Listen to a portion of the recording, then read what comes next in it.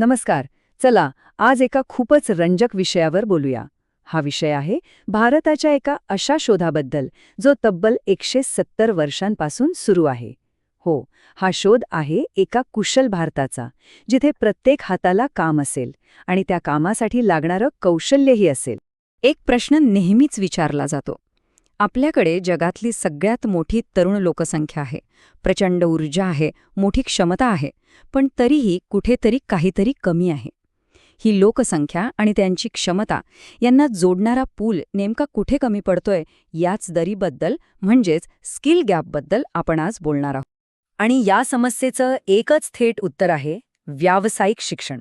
म्हणजे असं शिक्षण जे फक्त पुस्तकी ज्ञान देत नाही, तर लोकांना एखाद्या विशिष्ट कामासाठी, एखाद्या नोकरीसाठी तयार करतं, खरं कौशल्य देतं. तर या सगळ्याची सुरुवात झाली कुठून? तुम्हाला ऐकून आश्चर्य वाटेल, पण भारतात व्यावसायिक शिक्षणाची कल्पना आजची नाहीये, तर ती 150 वर्षांहून अधिक जुनी आहे. हो, अगदी ब्रिटिश काळातच या विचाराचं बीजारोपण झालं होतं.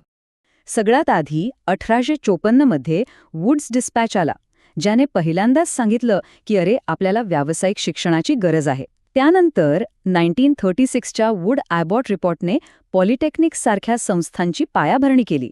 आणि मग 1944च्या सार्जंट रिपोर्टने तर शिक्षण व्यवस्थेत 2 स्पष्ट मार्ग सुचवले, एक पारंपरिक शिक्षणाचा आणि दुसरा थेट तांत्रिक आणि व्यावसायिक शिक्षणाचा.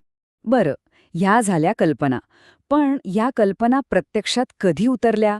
तर त्यासाठी आपल्याला स्वातंत्र्यानंतरच्या काळात यावं लागेल.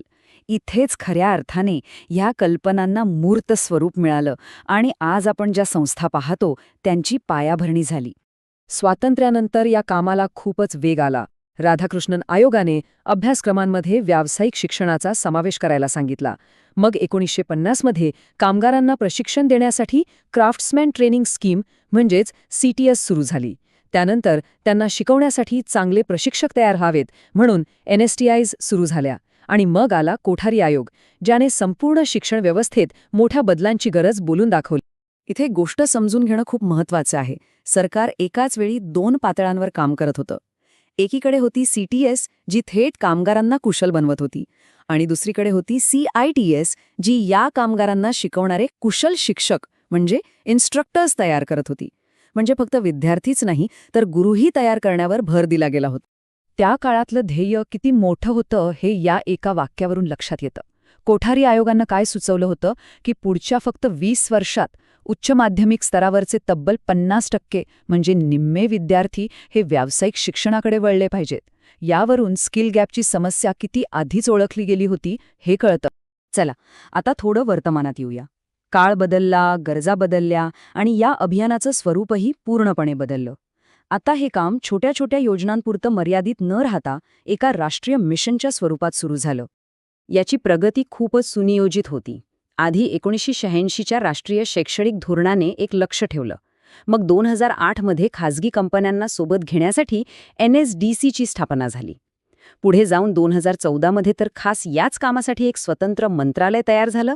आणि मग 2015 मध्ये आली प्रधानमंत्री कौशल्य विकास योजना म्हणजेच PMKVY, ज्याने या अभियानाला एका वेगळ्याच उंचीवर नेऊन ठेवलं.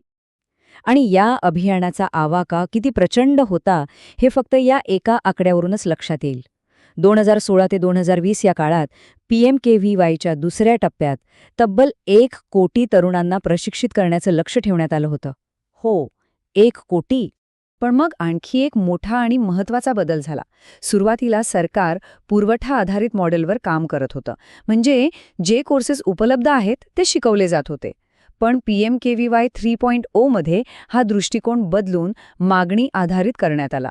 म्हणजे आता बाजारात कंपन्यांना ज्या कौशल्यांची गरज आहे तेच प्रशिक्षण दिलं जाऊ लागलं.